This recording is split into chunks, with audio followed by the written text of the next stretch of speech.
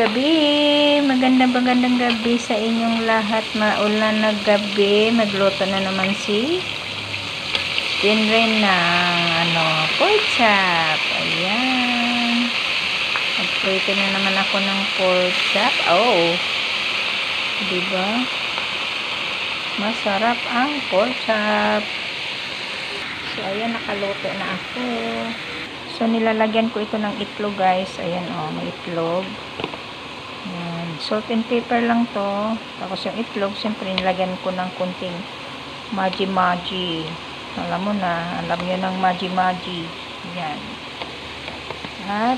At dito ko siya nilubog, guys, sa breading na may mahanghang at hindi. Ayan. Mix ko. Siyempre, gagawa ako ng pang-partner ng aming pork chop na prito, dinengdeng. So, sinalang ko na kamatis at sibuyas lang yan, guys. At ito ang aking ingredients. Alamang. Yan, dried alamang. Yan.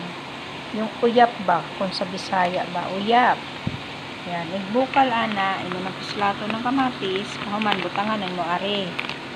Depende sa mga pila kadaghan mo ibutang ana. Kasi manamis-namis ang sabaw niyan, guys.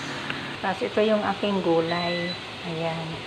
Yan yung aking gulay, guys. Yan ko siya ng sigarilyas. Ayan. At ayan na may talong. Ayan ang aking gulay lang.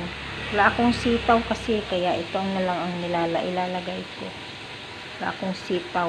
Yan ang dinengdeng ni Abinido. Ayan, diba? Masarap yan pag naluto na. Higop na po tag-sabaw kay tag-uwan man doon. So, kailangan natin na maghigop og sabaw.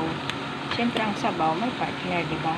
Muna ang aming pork chop. Ayan.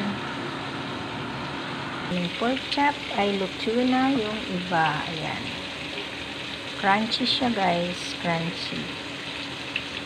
So, ayan. Ang aking dinengdeng, ayan.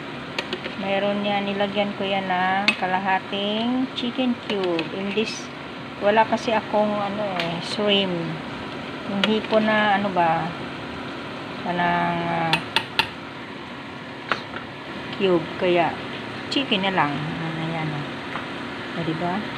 So, yan na po ang aking sabaw na dinengdeng. Ayan.